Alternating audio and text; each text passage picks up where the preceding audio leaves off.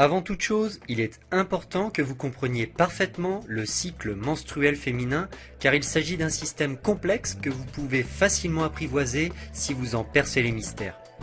De la puberté à la ménopause, les femmes vivent chaque mois un cycle menstruel. La durée de ce cycle est de 28 jours en général, mais il peut varier entre 21 et 45 jours selon les femmes. Un cycle commence dès le premier jour de règles et se termine le premier jour des règles suivantes et peut se décomposer en 3 phases. La phase menstruelle, qu'on appelle communément période de règles, et qui dure entre 1 et 5 jours. Cette phase se caractérise par la perte de sang provoquée par une chute du taux d'hormones sous l'action des ovaires. Tout ceci crée le détachement de la muqueuse utérine interne sous forme de sang.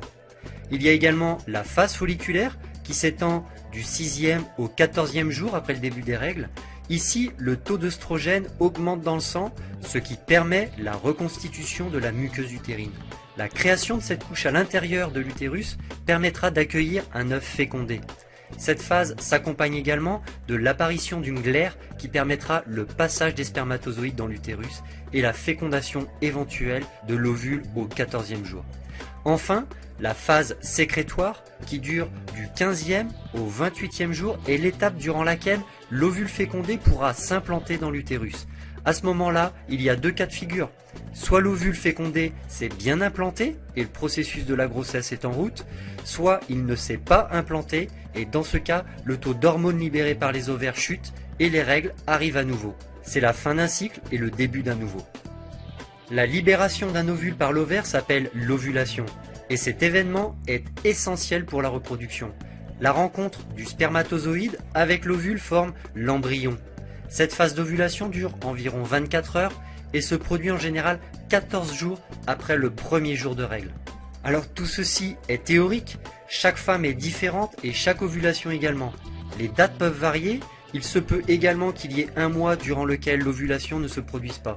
C'est pourquoi il est primordial de savoir repérer le moment de l'ovulation pour optimiser ses chances de concevoir un bébé.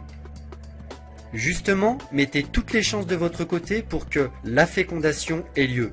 Pour cela, vous devez privilégier vos rapports durant cette phase d'ovulation. Encore faut-il la repérer.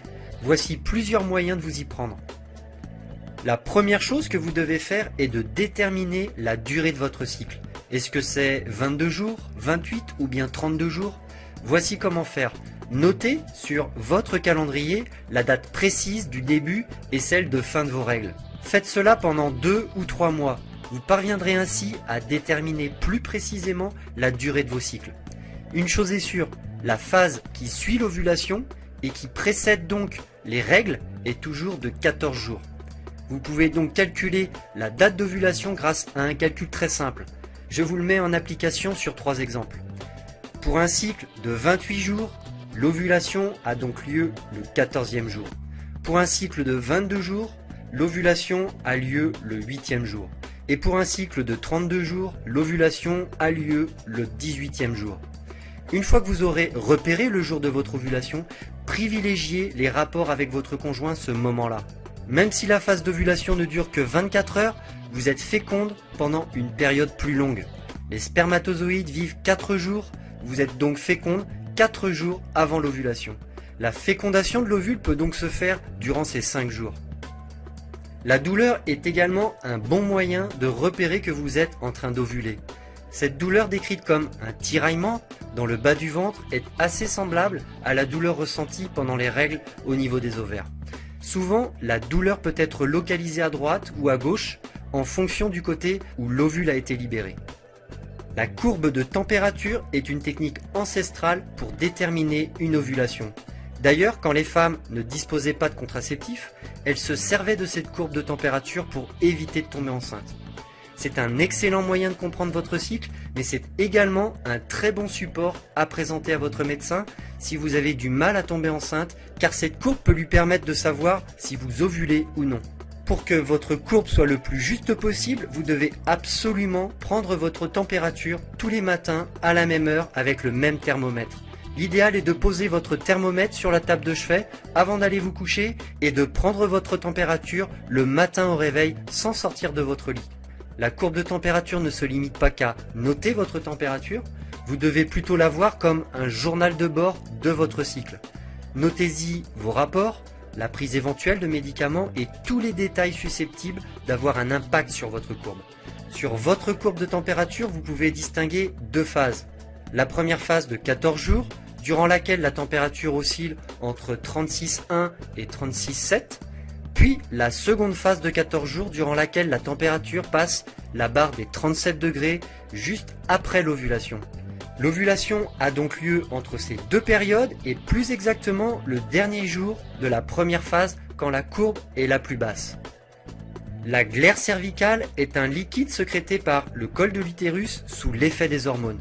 Son rôle est de permettre la fécondation de l'ovule en facilitant le passage des spermatozoïdes au niveau du col de l'utérus juste avant l'ovulation. Le restant du cycle, cette glaire leur barre le passage.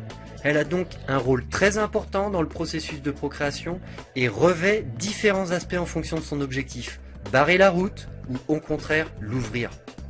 Il est donc important de savoir repérer cette glaire et ses différentes apparences afin de savoir si vous êtes en phase d'ovulation. Si vous êtes en phase d'ovulation, votre glaire aura alors pour but de faciliter le passage des spermatozoïdes. Elle aura alors une consistance filante et translucide.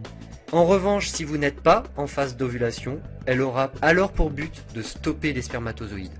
Son apparence sera alors opaque et épaisse. Il existe enfin un moyen efficace mais plus onéreux, environ 20 €, pour savoir si vous êtes en phase d'ovulation ou non. Les tests d'ovulation s'achètent en pharmacie et se présentent sous la même forme que les tests urinaires de grossesse. Ces tests très sensibles détectent votre pic d'hormone LH qui précède de 24 ou 48 heures la libération de l'ovule. Pour plus de fiabilité, ces tests s'effectuent sur plusieurs jours. Vous faites le premier au 12e jour environ et vous recommencez jusqu'à noter l'augmentation de l'hormone LH. Quand le test est positif, c'est-à-dire que vous avez atteint votre pic d'hormones, alors c'est que votre phase d'ovulation est sur le point de commencer. Malgré toutes ces méthodes pour repérer le moment de votre ovulation, il se peut que vous notiez une absence d'ovulation pendant un mois ou plusieurs mois. C'est assez fréquent lorsqu'une femme arrête la pilule dans le but de tomber enceinte. Il faut en quelque sorte laisser le temps pour que la machine se remette en route, comme on dit. Donc ne paniquez pas tout de suite en vous mettant en tête que vous êtes stérile car vous n'ovulez pas. Laissez quelques mois à votre corps. Et si au fil du temps vous constatez que ces troubles d'ovulation persistent encore, parlez-en à votre gynécologue. Il existe des médicaments qui agissent comme des petits coups de pouce pour aider le corps à retrouver un cycle normal.